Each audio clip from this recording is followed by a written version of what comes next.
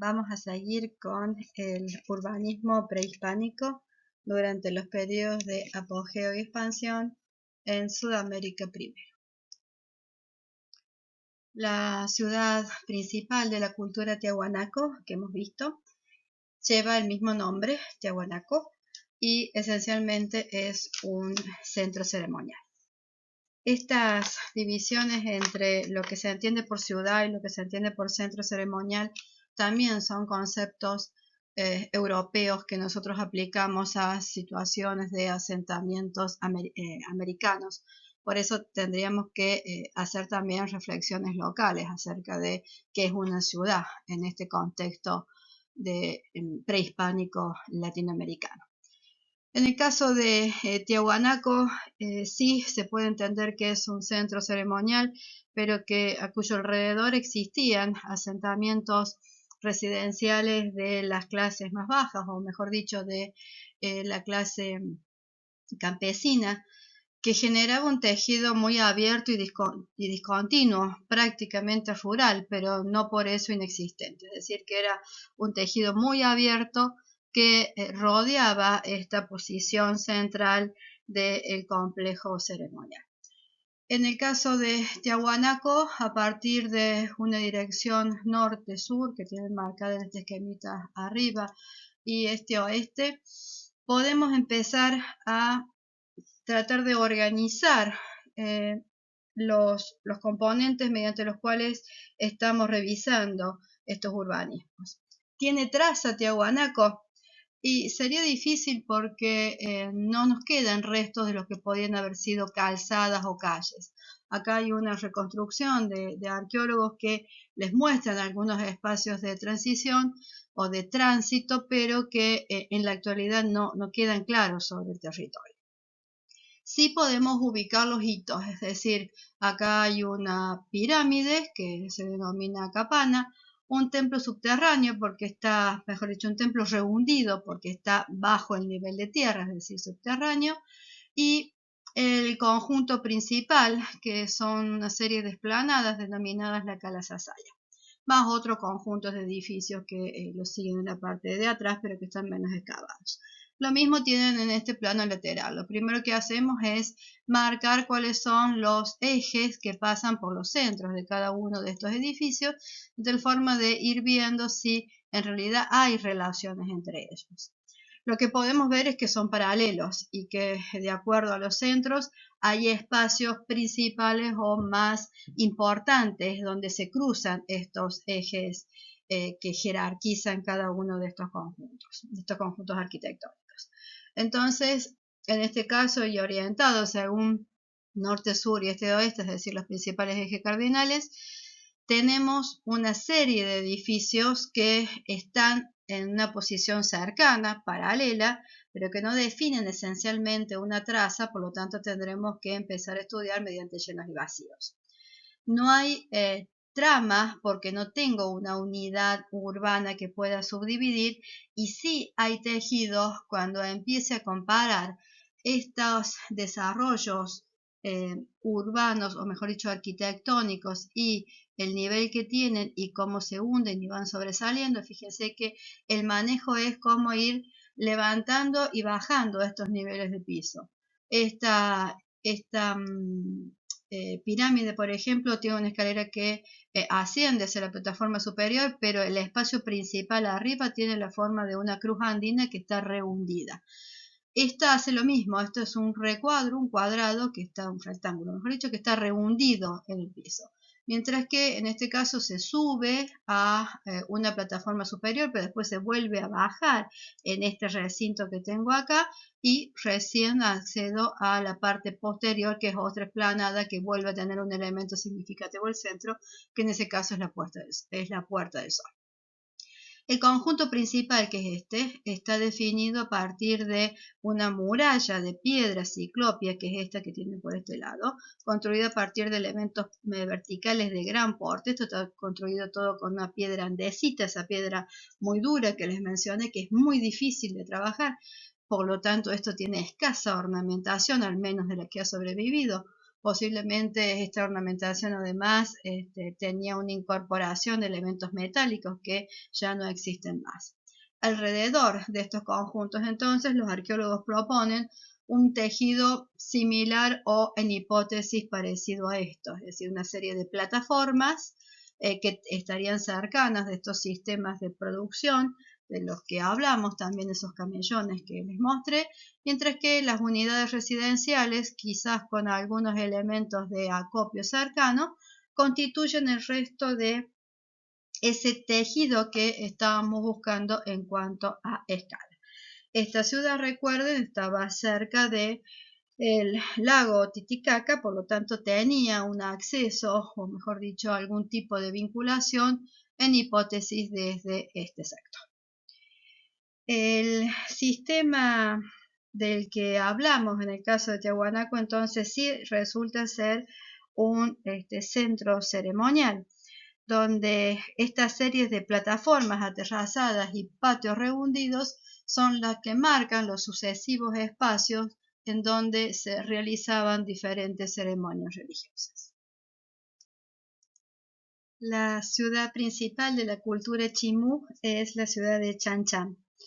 La ciudad de Chan Chan resulta de una serie de 10 sectores, 9 o 10 sectores o ciudadelas, que son los palacios de los reyes chimú. En teoría, de acuerdo a lo que sugieren los arqueólogos, cada uno de estos reyes construía su ciudadela, su palacio, y a su muerte este se transformaba en su propio recinto funerario y su sucesor heredaba el poder, pero no la herencia material, y construía a su lado la siguiente ciudadela, el siguiente palacio ciudadela. Los arqueólogos también definen lo que podríamos llamar urbanismo de Chan Chan como una traza que no es orgánica y que es muy irregular y que no tiene calles dominantes ni hitos, salvo algunas huacas, como estas, por ejemplo, que les voy a señalar. En este otro gráfico también tienen la localización de esas huacas, que no se destacaban excesivamente dentro de un perfil dominado por la presencia de las murallas que definían las ciudadelas. En esta área ustedes pueden ver cómo se destaca justamente estas murallas ejecutadas en adobe. Toda la ciudad está ejecutada en adobe, es la mayor ciudad ejecutada en adobe del mundo.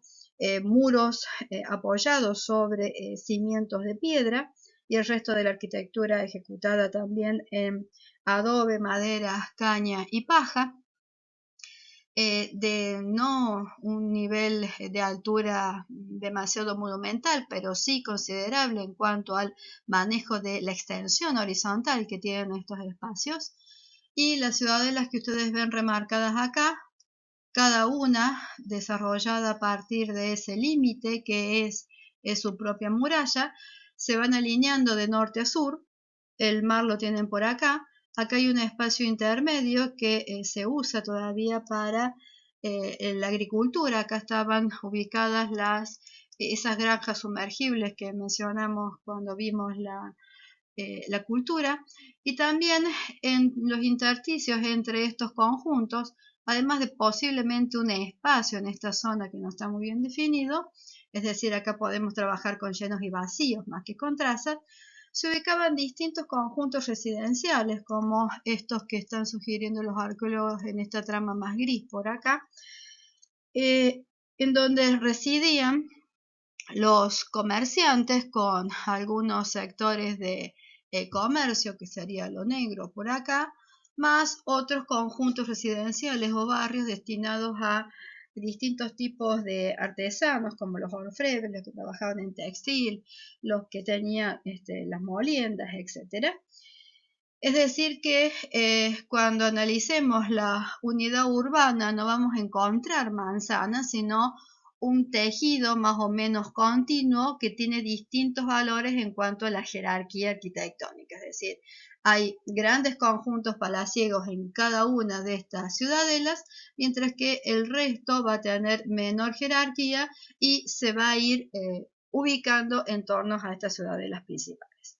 Por eso no podremos hablar de traza, pero sí trabajar los llenos y vacíos en torno a estos ejes, por ejemplo, que podemos empezar a marcar tanto de norte a sur como de este a oeste para ver cómo se van vinculando. Entender que la trama no existe porque no tengo unidad urbana, pero que sí puedo empezar a entender cómo es el tejido, viendo cómo cada una de estas ciudadelas entonces va definiendo espacios entre ellas más abiertos, más cerrados, más tipo canal, y que también en algún momento algún tipo de ornamentación en relación a las ciudadelas va a marcar los espacios principales. Después vamos a ir revisando cuáles son los sectores dentro de las propias ciudadelas, pero ya directamente dentro de la arquitectura. La ciudad capital de los incas, del imperio inca, fue la ciudad de Cusco, el centro de todo su sistema de poder. Cusco se ubica al pie de unos cambios de nivel importantes, que son estos que les voy marcando por ahí, que además está surcado por 3 cauces de ríos que los incas encauzaron, que posiblemente voy a cambiar de color, este otro camino fuera un camino preexistente y generara el eje en contra de la caída de la pendiente de la montaña hacia el valle. El único sector relativamente plano va a ser el principal, donde se ubica la plaza. La plaza es un doble espacio que uno se denomina la Aycuapata y el otro se denomina la Cusipata. Los dos en conjunto hacen la plaza inca completa, atravesada el centro por parte del cauce de uno de estos ríos.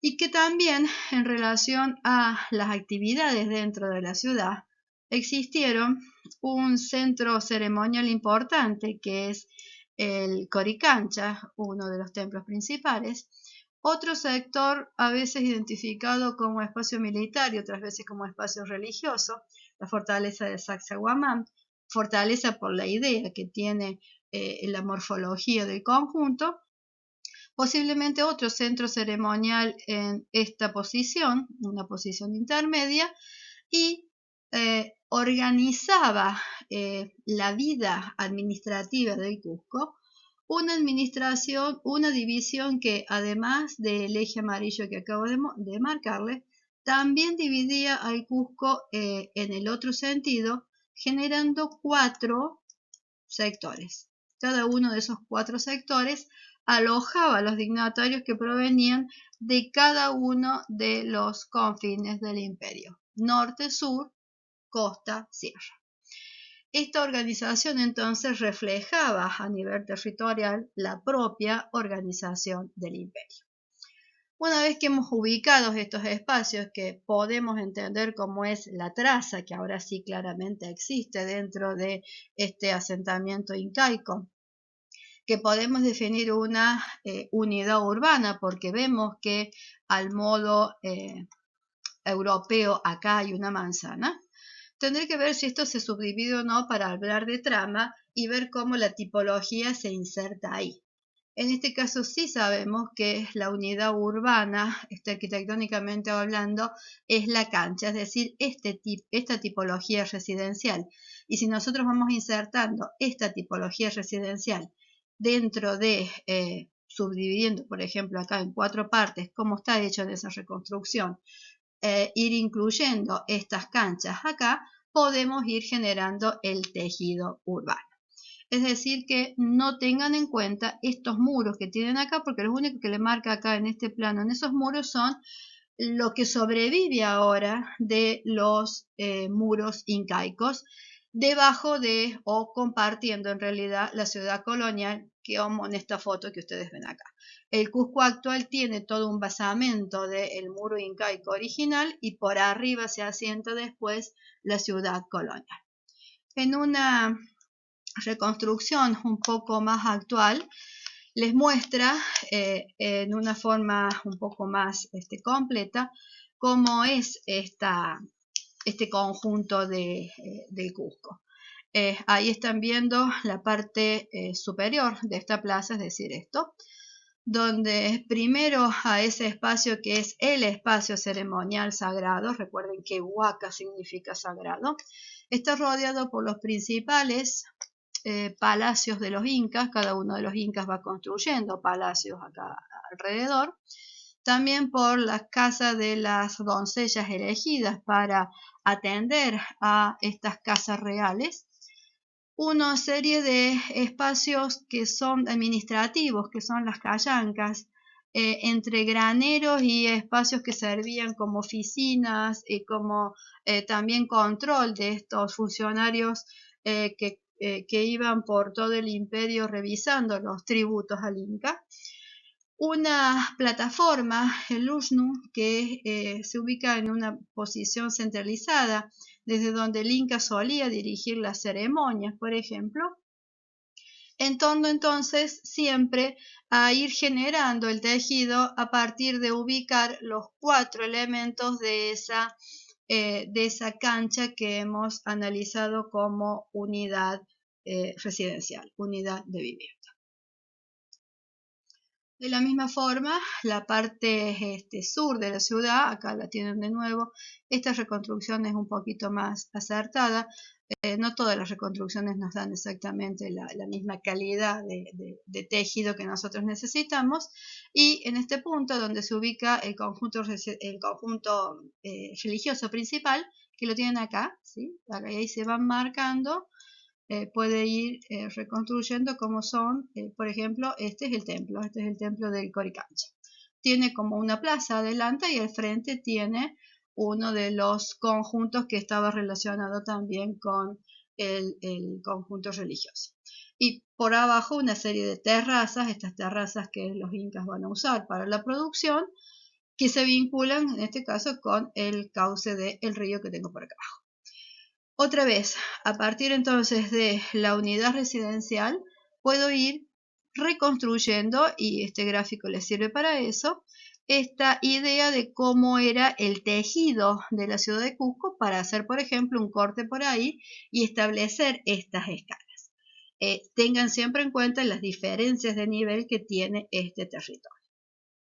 Una reconstrucción les puede marcar algo de esas diferencias de nivel, y se los está dando parcialmente en esta. Lo que no me convence del todo en esta es justamente que no resuelve las esquinas sin tocarse como si lo tiene que hacer una cancha inca.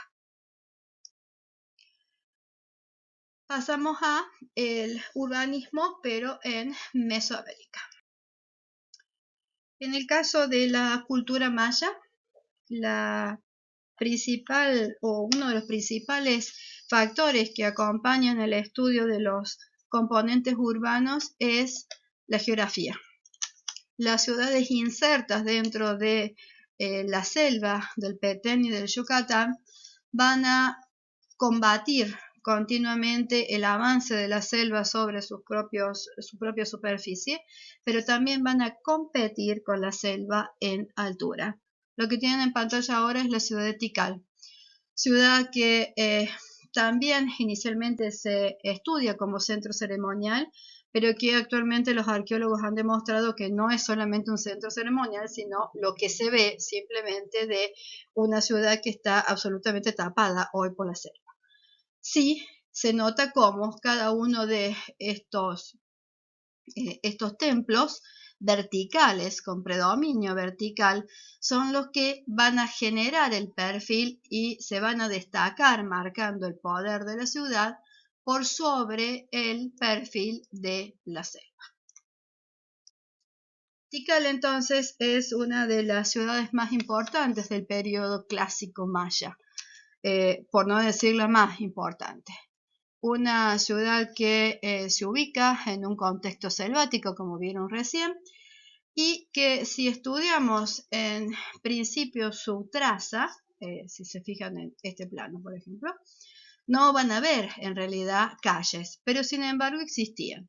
Los arqueólogos plantean una serie de calzadas, como estas que tengo acá, que van uniendo hitos importantes. Las diferentes calzadas de Tikal, las calzadas, a diferencia de los caminos que nosotros nos imaginamos, son calzadas sobrelevadas, fíjense esta que está por acá, y que además suelen servir también como tabiques de contención y generadores de diques, como estas reservas de aguas que tienen por acá. Ahora sí empiezan a identificar y a tratar de vincular todos estos elementos que parecen tan separados en este plano de Tikal. Van a empezar a ver que tienen cierta relación. Este templo está enfrentado a este está enfrentado a este está enfrentado a este, estos están enfrentados y podemos seguir jugando más o menos de la misma forma. Y todos casi siempre están ubicados a partir de grandes plataformas. Entonces, en realidad, lo que hacen las calzadas es ir relacionando y comunicando esas grandes plataformas, donde después se van ubicando los templos, siempre mirando otra vez hacia el espacio más significativo. Si se van fijando en las escaleras, van viendo cómo los templos miran hacia este espacio principal, la gran plaza de lo que se denomina la Acrópolis Norte de Tikal, que es esta. Esta es la Acrópolis Central y después aparece la Acrópolis Sur, donde esencialmente hay palacios.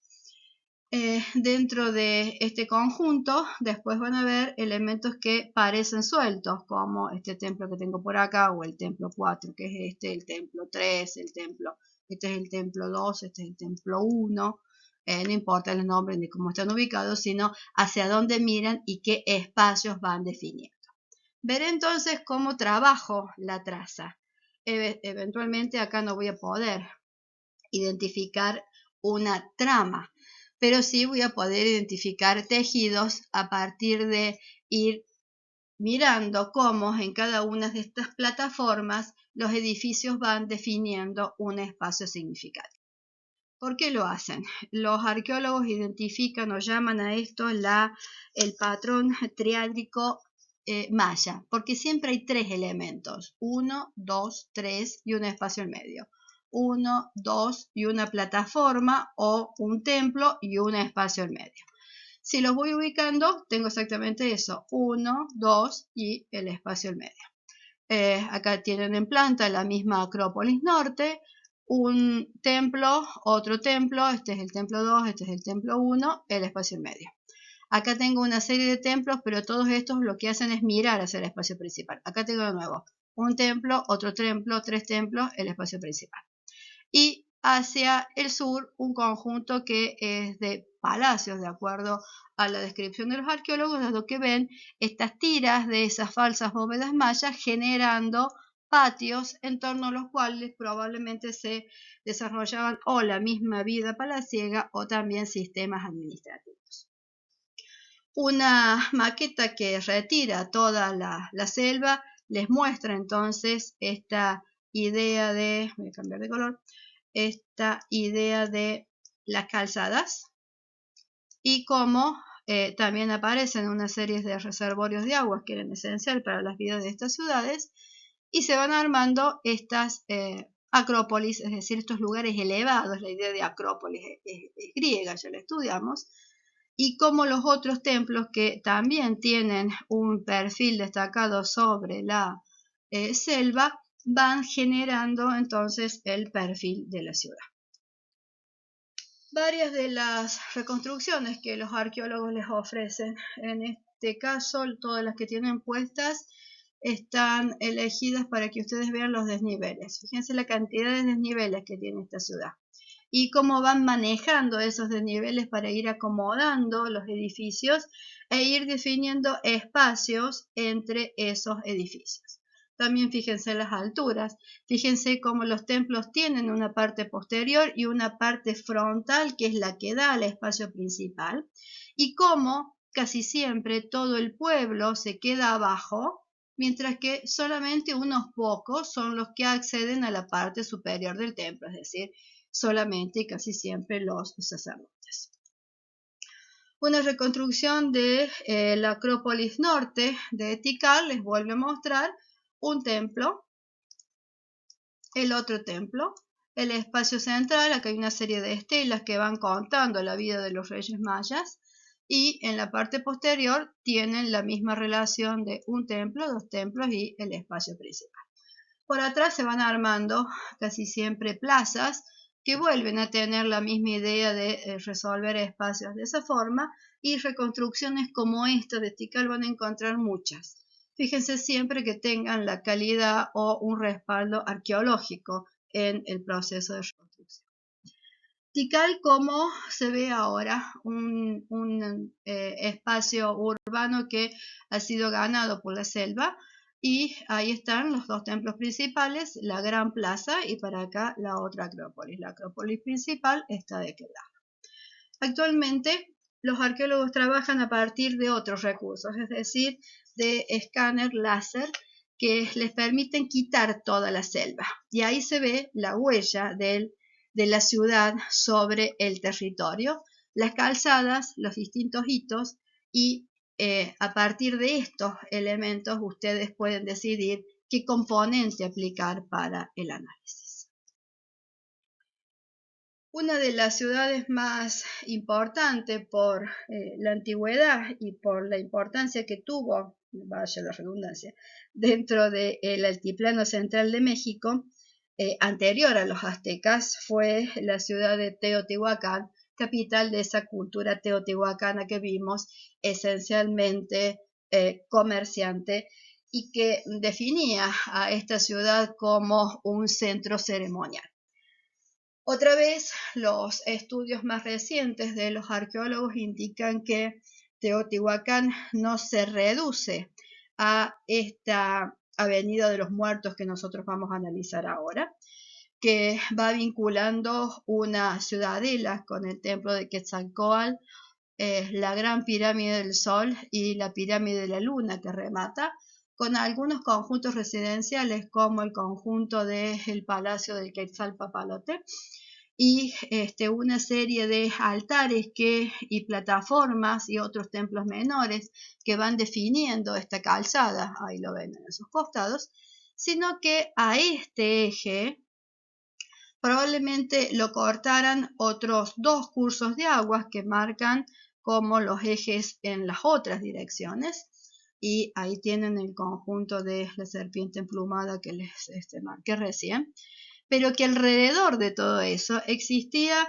todo un tejido de viviendas con callejones muy intrincados, pero siempre regulares, o sea, no calles sino callejones, en donde residían estos comerciantes, más cerca de este conjunto los sacerdotes, pero más lejos los comerciantes, los artesanos, etc., que generaron una ciudad que llegó a tener 85.000 habitantes, dividida incluso en varios barrios, y que en las fotos y en los planos nunca se alcanza a ver la diferencia de nivel que hay entre este punto de la pirámide de la Luna y, por ejemplo, la ciudadela del templo de Quetzalcóatl. En esta distancia, la diferencia de nivel va a ser absorbida por una serie de escalones, que son los que tienen marcados ahí, ¿ven? Que van cortando estos casi 2 kilómetros que tiene la calle de los Muertos, la calzada de los Muertos, y va generando una serie de espacios recintos. Entonces, es un urbanismo que podríamos llamar lineal, sí, porque el centro es lineal. Sin embargo, después está acompañado de todo este tejido alrededor residencial que no necesariamente es lineal. ¿Tiene trama? Podemos empezar a ver si existen esas unidades individuales urbanas o no. Y sí podemos armar el tejido, siempre teniendo en cuenta en este caso cuáles son los hitos principales, que evidentemente son las grandes pirámides, pero también todo el tejido residencial que tengo alrededor y cómo organizo el territorio en función de esos hitos. Si buscan una foto que les muestre el paisaje de Teotihuacán completo, van a ver una serie de cerros muy bajos, muy chatos, a los que en realidad los perfiles de estas monumentales pirámides acompañan. Estas pirámides suelen tener más de 200 metros de base, por ejemplo. Pero no alcanzan grandes alturas. Lo importante es la masa en sí que tiene la pirámide cuando se apoya sobre el territorio. En la maqueta del sitio del Teotihuacán ven la calzada de los muertos en el centro, cómo cada una de estas pirámides va generando espacios que antecediendo la pirámide en sí se comunican con la calzada, y cuando llega a la pirámide de la luna hace lo mismo. Hay como plazas adelante de estos grandes conjuntos, mientras que los bordes van siendo definidos por edificios mucho menores y subdivididos por esta serie de escalones que marcan recinto al frente de los conjuntos principales. Reconstrucciones de esas calzadas, tanto en la parte inferior como en las fotos que tienen por arriba. Allí en el perfil de los cerros que hay por atrás, prácticamente los mismos que van recreando las pirámides después. La calzada ancha, fíjense la escala que tiene la personita ahí, y cómo sobre las plataformas de los diferentes adoratorios siempre las escaleras ayudan a salvar ese nivel, y las diferencias ahí tienen las escaleras entre este plano y el que sigue. Las plazas que preceden a la pirámide, la plaza que precede a la pirámide. Y a la pirámide no se sube directamente por una sola escalera, sino que las escaleras se van abriendo y cerrando hasta alcanzar las distintas plataformas que tiene la pirámide en sí. En esta reconstrucción que tienen acá arriba, lo mismo, ahí tienen el recorrido de toda la calzada, cortado por un río que separa la ciudadela por el otro. La ciudadela hace lo mismo. Hay una plaza que está rehundida y después recién aparece la pirámide, y en los laterales elevados se ubican también una serie de pirámides secundarias. En el transcurso de toda la calzada, al frente de la pirámide del Sol, la pequeña plaza, al frente de la pirámide de la Luna, la otra plaza. Ahí cuando la ven de costado, y por eso hay que estudiar el perfil de la ciudad, ven que esta pirámide es mucho menor que esta pirámide, pero que acá parecen casi de la misma altura. Y en realidad porque esta está mucho más alta que esta, y efectivamente tienen la misma altura, pero la diferencia de nivel es la que marca entonces esta perspectiva engañosa. La reconstrucción que tienen acá es a la inversa. Esta es la pirámide de la Luna, aquella es la pirámide del Sol, y esta es la calzada de los muertos. Allá al final aparece la pirámide de Quetzalcóatl. Al costado, acá ya los arqueólogos dibujan los barrios residenciales de Teotihuacán.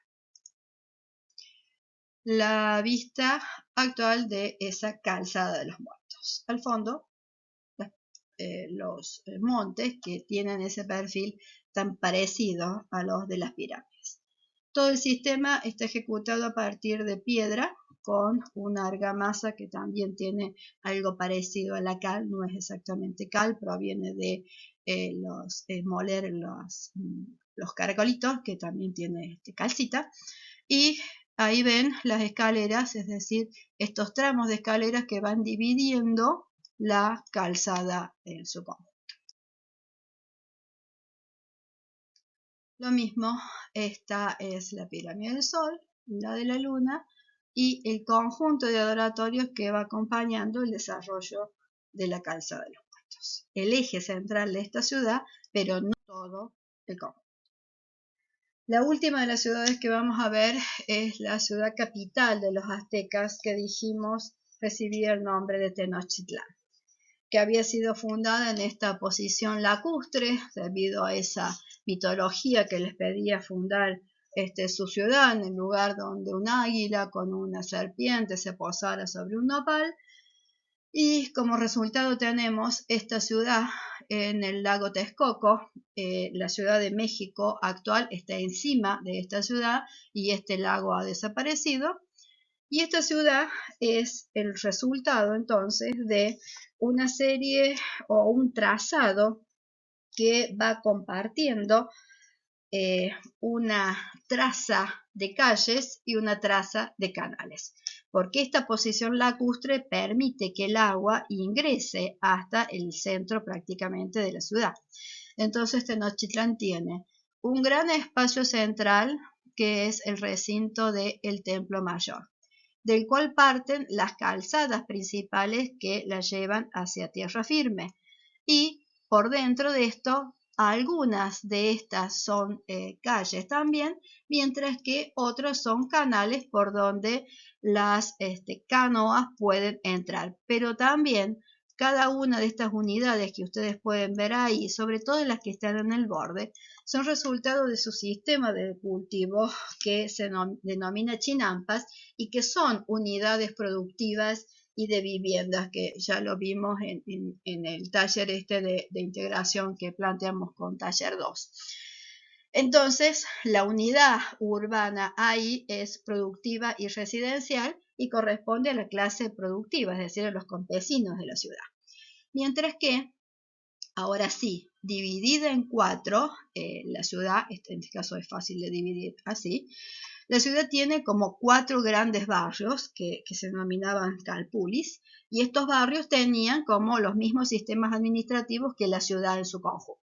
Dentro del centro ceremonial, que los vamos a ver después, existían edificios religiosos, edificios educativos, edificios de ocio o de deporte, mejor dicho, vinculados también con lo religioso, además de otros servicios. Alrededor de ese conjunto, de este principal que tengo acá al medio, fíjese cómo ahí puedo estudiar en este caso la traza a través de, no, esto no es agua, sino que estoy marcando ejes, a través de ir viendo cuáles elementos son más regulares que otros. Esto no es un urbanismo exactamente regular, por eso algunas reconstrucciones son demasiado ortogonales y no era tan ortogonal Tenochtitlán. Y lo que tienen acá es el borde de ese islote, ¿sí? Lo que me queda por fuera es el lago. De esta forma entonces planteo el estudio de la traza. ¿Tiene trama? Veré si tengo una subdivisión urbana o si en realidad cada una de las subdivisiones que me dan estas particiones de canales y calles directamente me llevan a la unidad residencial. Y sí puedo acá plantear un estudio del perfil entendiendo la importancia que le voy a tener que dar al agua, a la presencia del agua. Y también ven en la reconstrucción inferior cómo además de la presencia del agua, por atrás me aparece el perfil de los volcanes. Y ahí tienen todo el marco del paisaje natural que junto con esta presencia artificial de la ciudad define el paisaje cultural azteca. Esa plaza o ese recinto del Templo Mayor que les mencioné, esta reconstrucción les muestra estas calzadas que además tenían puentes levadizos para que después las barquitas pasaran por ahí. Llega hasta el recinto principal, se entorció. Ese recinto principal está marcado por una muralla que tiene la forma de una serpiente. Este que estoy usando ahora es demasiado ortogonal para mi gusto. El de arriba está un poco más flojo. Es decir, se acerca más a la idea de lo que pudo haber sido la ciudad. Y si nos detenemos ahora en el recinto del Templo Mayor, ese recinto tiene un templo mayor que tiene dos edificios, dos edículos en la parte superior, estos dos. Un templo que corresponde a Huitzilopochtli, que era ese dios de la guerra, de las sombras, del poder, y al lado el dios de la lluvia, porque era esencial para ellos, con sendas escaleras separadas que me dicen que ese es el espacio principal. Por eso el otro eje del el conjunto del templo pasa por ahí y el otro eje evidentemente pasa por el centro de esto. Quiere decir que al frente tengo el otro templo principal, que es el dedicado a Quetzalcóatl. Y ahí tengo la representación de los dioses principales a los cuales los aztecas acudían. Siendo este el eje que les marqué recién, este es el otro eje. Me acompañan a estos edificios los otros agentes esenciales, los guerreros águilas y los guerreros jaguar, no importa para qué lado vayan cualquiera de los dos, tienen su propio templo y su propio edificio que acompaña el conjunto principal. Después hay una serie de plataformas con templos. La escuela de los nobles está acá, otro edificio religioso y el juego de la cancha de pelota. El juego de la cancha de pelota es un juego ceremonial, tanto de los mayas como de los aztecas, que después vamos a desarrollar, que está acompañada, por ejemplo, de un muro, el Zopantli, que es el que estaba dedicado a los vencedores. Después también lo vamos a analizar. La superposición que tienen abajo es cómo sería la posición entre el centro colonial de Tenoch con el centro ceremonial de la ciudad azteca. Dos reconstrucciones posibles de ese centro ceremonial. Siempre tienen los dos templos. A veces estos edificios miran para al frente, otras veces miran para el centro. Los conjuntos dedicados a los guerreros. El juego de la cancha de pelota, la escuela, esta es la escuela, este es el conjunto de la cancha de pelota, el templo mayor con los dos edículos y el templo dedicado a Quetzalcóatl. El muro, el eje principal, el segundo eje que pasa por el templo mayor, el templo de Quetzalcóatl, y ver lo importante que es el juego de la cancha de pelota que está exactamente al medio.